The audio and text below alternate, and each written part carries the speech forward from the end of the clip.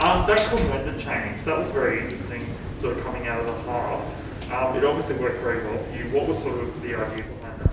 It is a combination that we've used a couple of times at the start of this season. It does work well for us in different situations, and certainly Caitlin opened up and created some space and depth and let some good balls go on that second phase, which with MJ holding in that circle makes it really hard to beat. Liz sort of and Kate, they had a very tough contest, sort of up the middle with Marnie and Dale P. How did you sort of see that through the game? I think it was actually genuinely, from start to finish, it was a tough game across the board, and Giants were just working really hard, and we were struggling and not finding any flow, and it took us a while to adapt to that. But I think it was really a tough battle through that middle third across the board. You must be pretty impressed with Kate Eddy. I think I am as well, and she has been consistently. She's out there fighting away, and whether it be that switch into goal defence is super for us. So, and I thought she did a great job when she went in there. You knew there was going to be plenty of emotion, I guess, in that game coming out of last week.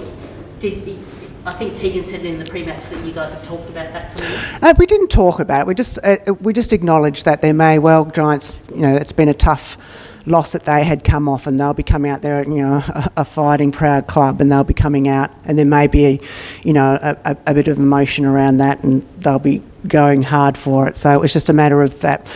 Us maintaining our composure and our control, and not being distracted by anything. Do you feel like you did that well? I think. You fought back so hard in that second quarter. Yes, I think it wasn't easy for us in that first half, and I think there was some errors, but our ability to just keep going and keep at it, and just waiting for those opening, and obviously some changes helped that. But when the opening came, we went for it, and I think I'm even really happy that we held off, because they were shooting. How many 2-point shots did they shoot? That was unreal, wasn't it?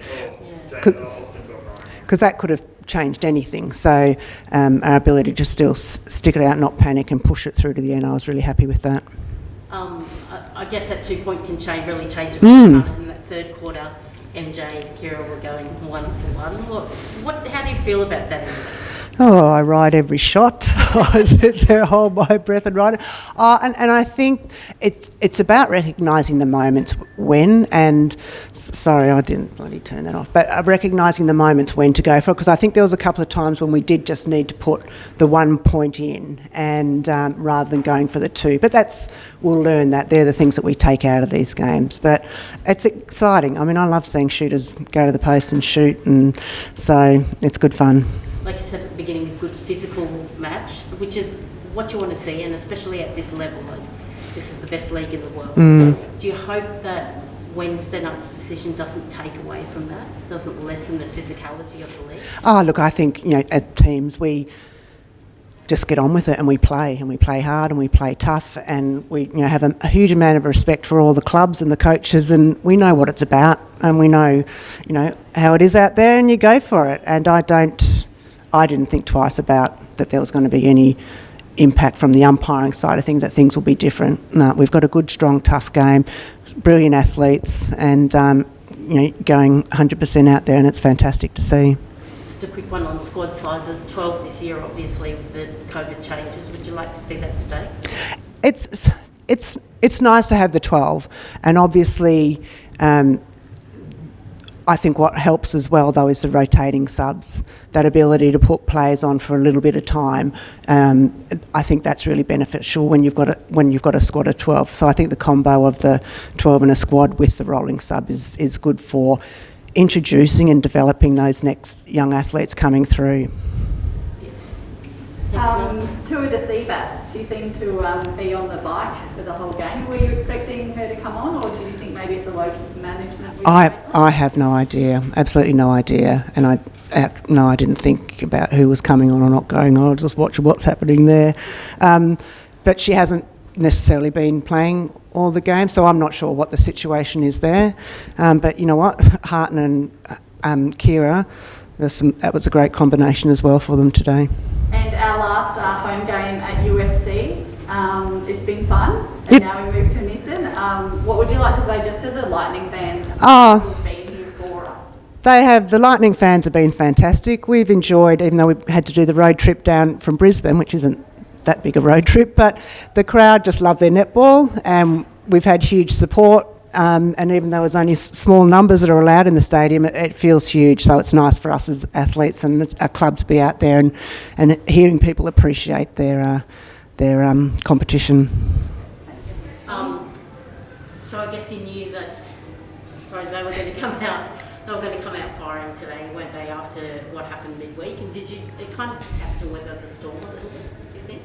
A little bit. Giants are they're a quality side, and we knew that for us consistency was going to be key. So in defence, it's the cumulative effort, and I think that really showed in the last passage of that game where we were able to turn over a lot of ball from some missed 2-point shots. And same goes with our attackers, like both Teagues and Katie did a great job being, doing that work out the front of goal attack, and same with Lizzie. So yeah, really happy.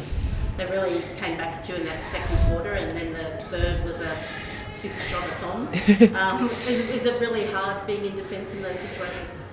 A little bit. I think we're all still adjusting to different styles of play and whether there's a few tactics involved. So Kira was their main 2-point shooter today. So whether we both defend the shot, whether we double defend her in the ring, is all kind of part and parcel of the new version of the game. But yeah, there were lots of super shots today, which is, I always just wish that we got an extra, some kind of bonus as a defender.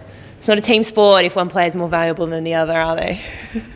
Simone talked about, she didn't term it winning ugly, but I guess hanging in and just scrapping and staying in the game. Is that a trademark of you guys this season, do you think? It's definitely something we've been really focusing on. I think especially in that first quarter, we did get a little bit of turnover ball and weren't able to capitalise on it. And historically, that wouldn't have ended as positively as it has today for us as a Vixen. So it's really exciting to see a bit of progression there across our team in terms of being able to win ugly, in inverted commas.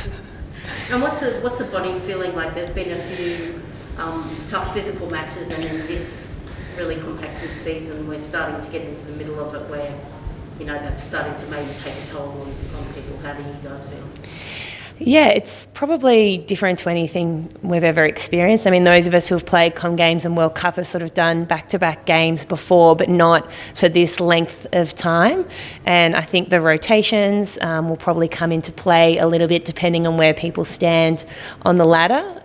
But yeah, I think we're all feeling okay. Recovery is key to that, but we're just making sure we're still trying to get in a few gym sessions because it's really hard to find that balance between playing frequently and still keeping some conditioning, which stops you from getting injuries.